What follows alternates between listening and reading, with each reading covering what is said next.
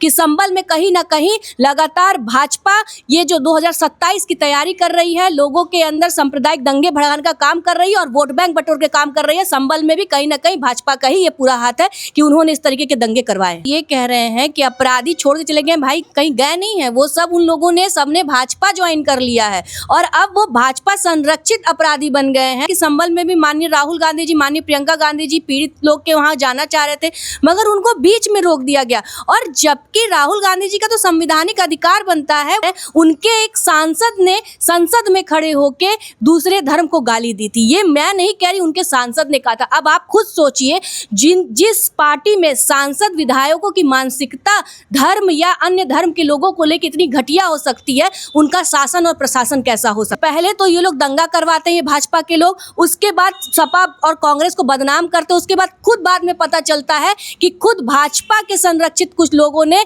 दंगा करवाया। उत्तर प्रदेश की राजनीति में इस समय देखा जाए तो घमासान मचा हुआ है, क्योंकि उत्तर प्रदेश में कुछ ऐसी घटनाएं हुई जिससे राजनीतिक पार्टियां जो हैं वो अब उनका जो पारा है वो हाई हो गया। हमारे साथ कांग्रेस पार्टी के प्रदेश प्रवक्ता डॉक्टर अन्नू जी हैं, मैं इनसे बातचीत करता हूं। धन्यवाद कि आपने मुझे यहाँ पे बात रखने का मौका दिया। देखिए, पिछले 2 महीने की ये कहानी नहीं है। जब से भाजपा शासन में आई है उत्तर प्रदेश केंद्र में, आप लगातार देख सकते हैं कि उत्तर प्रदेश या केंद्र की अगर मैं बात करूं, और क्योंकि हम उत्तर प्रदेश में खासतौर पे हम उत्तर प्रदेश की बात करना चाहेंगे कि यहाँ पे लगातार अपराध चरम सीमा पे पहुंच गया है। और ये मैं नहीं कह रही हूँ, ये एनसीआरबी की रिपोर्ट कह रही है कि इस समय उत्तर प्रदेश में नंबर 1 पे अपराध और खासतौर पे महिलाओं के साथ हो रहे अपराध में उत्तर प्रदेश नंबर 1 पे चला गया है।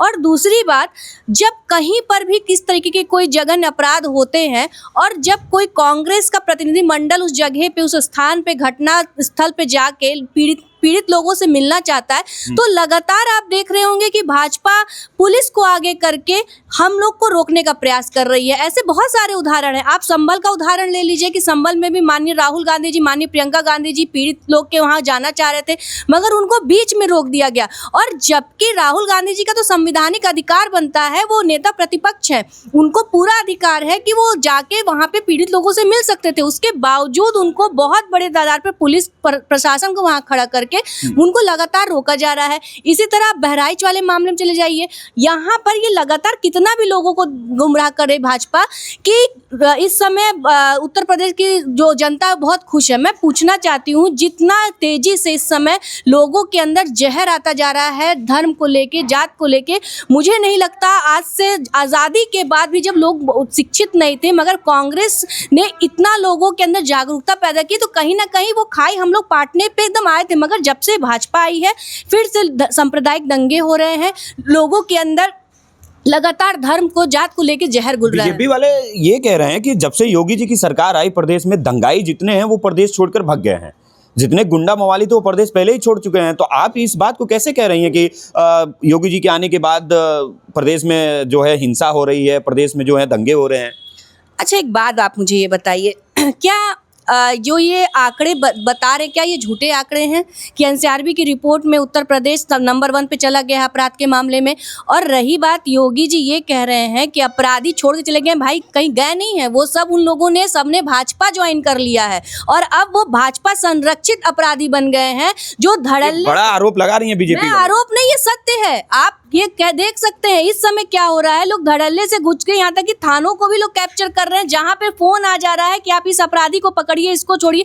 इस तरीके से लगातार दबाव बनाया जा रहा है। और जितनी तेजी से इस समय सांप्रदायिक दंगे, हिंदू मुस्लिम लोग उग्र होते चले जा रहे हैं, दूसरों के धर्म को लोग गालियां दे रहे हैं, उनके एक सांसद ने संसद में खड़े होके दूसरे धर्म को गाली दी थी। ये मैं नहीं कह रही, उनके सांसद ने कहा था। अब आप खुद सोचिए, जिस पार्टी में सांसद विधायकों की मानसिकता धर्म या अन्य धर्म के लोगों को लेकर इतनी घटिया हो सकती है, उनका शासन और प्रशासन कैसा हो सकता है। संभल में इतना बड़ा हिंसा हुआ, पुलिस प्रशासन की तरफ से गोली चलाई गई, 5 मुसलमान नौजवानों की जान चली गई, उसको आप किस तरह से देखती हैं? प्रदेश के जो मुख्य भारतीय जनता पार्टी की सरकार है वो कह रही है कि पत्थर चला रहे थे, पुलिस आत्मरक्षा में गोली चलाई है। इसको आप किस तरह से देखती हैं कि क्या जो वहां पे प्रशासन की, पुलिस की, वो ठीक की?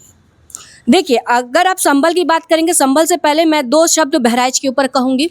आप ये बताइए जहां पर आपको पता है कि अगर कहीं दुर्गा मूर्ति जा रही है विसर्जन के लिए, और जिस एरिया में आप ये भी जान रहे हैं कि अन्य संप्रदाय के लोग रह रहे हैं, वहां पे आपकी जिम्मेदारी, सरकार की जिम्मेदारी बनती है कि आप सुरक्षा कैसे देंगे। कुछ दिन इन लोगों ने तब भी बहुत हो हल्ला मचाया था कि सपा ने किया, कांग्रेस ने किया, मगर कुछ दिन बाद खुद उनके भाजपा के विधायक आके सामने से कहते हैं, बल्कि उन्होंने 12 लोगों का नाम तक दे दिया कि इन लोगों ने दंगा भड़काने। अब आप मुझे ये बताइए कि पहले तो ये लोग दंगा करवाते हैं, ये भाजपा के लोग, उसके बाद सपा और कांग्रेस को बदनाम करते, उसके बाद खुद बाद में पता चलता है कि खुद भाजपा के संरक्षित कुछ लोगों ने दंगा करवाया। अब आप संभल में भी देख लीजिएगा, मैं यहाँ पे ऑन रिकॉर्ड कह रही हूँ, फिर से कह रही हूँ कि संभल में कहीं ना कहीं लगातार भाजपा ये जो 2027 की तैयारी कर रही है, लोगों के अंदर सांप्रदायिक दंगे भड़काने का काम कर रही है और वोट बैंक बटोर के काम कर रही है। संभल में भी कहीं ना कहीं भाजपा का ही ये पूरा हाथ है कि उन्होंने इस तरीके के दंगे करवाए। कहीं ना कहीं आपका कहना है कि संभल में जो दंगा हुआ है वो भाजपा का ही देना है। बिल्कुल, और आप देखिएगा बहराइच में जिस तरह खुलासा हुआ, कुछ दिन बाद संभल में भी खुलासा होगा कि भाजपा के संरक्षित गुंडों ने ही संभल के दंगे कराने का पूरा उनका हाथ है। गोरखपुर से आती हैं आप। अभी गोरखपुर के गीडा थाना क्षेत्र में एक अमटौरा गांव है, वहां पे एक निषाद परिवार की निर्मम तरीके से हत्या कर दी गई, उसके घर में आग लगा दिया गया। जो डेलीगेशन मिलने जा रहा है, मिलने नहीं दिया जा रहा है। अभी आज खबर आ रही है कि वो प्रेस कॉन्फ्रेंस करने वाले थे और उनको घर से बाहर नहीं निकलने दिया गया है। तो क्या लगता है कि शासन और प्रशासन तानाशाही रवैया अपना रही है?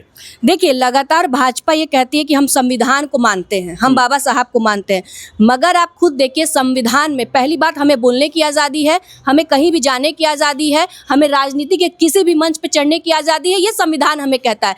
मगर लगातार भाजपा क्या कर रही है कि लोगों को उनका हक नहीं दे रही, उनको बोलने से मना कर रही है। आप मुझे ये बताइए कि जो गीडा में जो निषाद समाज के साथ हुआ, निर्मम हत्या की गई, उसके घर को आग लगा दिया गया, ये किसकी गलती है? ये भी शासन की गलती है, भाजपा सरकार की गलती है, पुलिस की चूक है। और अब उस पे जब हम कांग्रेस प्रतिनिधिमंडल आज वहां जाने वाला था उस पीड़ित परिवार से मिलने, तो ये लोग एक एक करके जितने भी प्रतिनिधिमंडल के सदस्य थे सबको गिरफ्तार कर रहे हैं, हाउस अरेस्ट कर रहे हैं और कुछ लोग को लेकर कैंट थाने में बैठा दे रहे हैं। आप मुझे ये बताइए, ये संविधान में कहाँ लिखा है कि आप किसी को पीड़ित मिलने नहीं देना चाहते? क्या हम लोग लाठी डंडा लेके जा रहे थे? नहीं, हम लोग संवैधानिक तौर पे एक प्रतिनिधि मंडल मिलने जा रहा था। मगर लगातार मैंने कहा ना कि भाजपा सिर्फ और सिर्फ एक ही काम करती है, वो संविधान को बदनाम करने का, अपमानित करने का काम करती है। अभी शासन का कहना है कि उसमें जो लोग हैं सबकी गिरफ्तारी हो चुकी है, कार्रवाई हो रही है, तो फिर प्रतिनिधि मंडल का मिलने का कोई फायदा नहीं है। नहीं, देखिए फायदा नुकसान की बात यहाँ से कहाँ गई? आप एक बात बताइए, आपके घर में कोई दुख तकलीफ पड़ रही है तो ये मेरा दायित्व है कि मैं आपके पास जाऊँ, आपकी पीड़ा को बांटूं, आपकी दर्द को सुनूं कि आखिर आपके अंदर कौन सी ऐसी तकलीफ है। उस समय एक बताइए, एक पिता की मृत्यु हो जाती है और बेटा चीख चीख के प्रशासन के ऊपर उंगली उठा रहा है, तो वहाँ पर हम कैसे मान लें कि निष्पक्ष होकर जाँच होगी? आप मुझे खुद बताइए, जब उस मृत व्यक्ति का बेटा चिल्ला के कह रहा है कि प्रशासन की गलती की वजह से मेरे पिता की मौत हो गई, तो आज हम कैसे निश्चिंत बैठ जाएं कि जो भी छानबीन होगी, जो भी कार्रवाई होगी वो निष्पक्ष होगी? कहीं ना कहीं एक राजनीतिक दल होने के नाते, भारत का नागरिक होने के नाते हमारा भी दायित्व बनता है कि हम पीड़ित परिवार से मिले, और ये संवैधानिक तौर पे भी सही है। मगर जिस तरीके से शासन प्रशासन लगातार अन्य दलों को रोकने का काम कर रही है, उनके अंदर ये डर है कि जो उनके द्वारा कुशासन फैला हुआ है वो उसका उजागर कहीं हम ना कर दे। इस वजह से संभल में भी राहुल गांधी जी को रोका गया, गोरखपुर में निषाद समाज के जो आज प्रतिनिधिमंडल कांग्रेस में जाने वाली थी उनको भी रोका गया, श्री अमर सिंह पासवान जी को लेकर कैंट में बैठा दिया गया, भारी पुलिस मात्रा में उनको ले जाकर उठा के बैठा दिया। आप मुझे ये बताइए कि ये कहाँ तक सही? आप क्यों दूसरों को रोकना चाह रहे हैं? अगर आपको लगता आप सही हैं तो हमें जाने देना था, आप हमको मिलने देते, हम पीड़ित परिवार से मिलते, हम अपनी बात उनसे कहते, उनकी बात सुनते और आप ही काम करते ना, हम उनकी तकलीफ को सुनते। भाई उनके जो की कमी है, उनकी जो मांगे हैं, हम कहीं ना कहीं कांग्रेस की तरफ से आप ही तक हम बात पहुंचाते, तो हम भी तो आप ही का काम करने जा रहे थे, आपने क्यों रोका? ये डर है भाजपा सरकार का, ये डर है कि उनका कुशासन जनता के सामने ना जाए, और कि जितना भी भाजपा ये कोशिश कर ले, कहीं ना कहीं जनता उनसे निराश है। और जनता ही नहीं, और जनता ये बार बार सड़कों पर उतर के बता रही है कि हम भाजपा के शासन से निराश है। छात्र नौजवान इस समय सड़कों पर है, महिलाएं सड़कों पर है, कांग्रेस लगातार किसान लगातार 3-3 बार आंदोलनरत है। आप मुझे बताइए कौन खुश है इनके शासन में? और ये हम नहीं कह रहे हैं, ये खुद जनता सड़कों पर उतर के कह रही है। चलिए, बहुत बहुत धन्यवाद बातचीत करने के लिए। कांग्रेस पार्टी के प्रदेश प्रवक्ता हमारे साथ डॉक्टर अन्नू जी थी और इनका साफ तौर पे कहना है कि जो भी प्रदेश में दंगा हो रहा है उसका सारा का सारा जिम्मेदार जो है वो बीजेपी है और बीजेपी खुद करवा रही है। 2027 की अपनी वोट बैंक बना रही है, 2027 की तैयारी कर रही है। और वहीं अमटौरा में हुआ हत्याकांड को लेकर भी कई सारे इन्होंने बात कही। इन्होंने कहा कि जिस तरह से अमटौरा में प्रशासन और पुलिस के द्वारा रोका जा रहा है वो कहीं ना कहीं एक तानाशाही रवैया जो है वो शासन प्रशासन अपना रही है। पूरे वीडियो में आप लोगों की क्या प्रतिक्रिया है कमेंट बॉक्स में हमें जरूर बताइएगा। वीडियो को शेयर करिएगा। बहुत बहुत धन्यवाद। जय हिंद।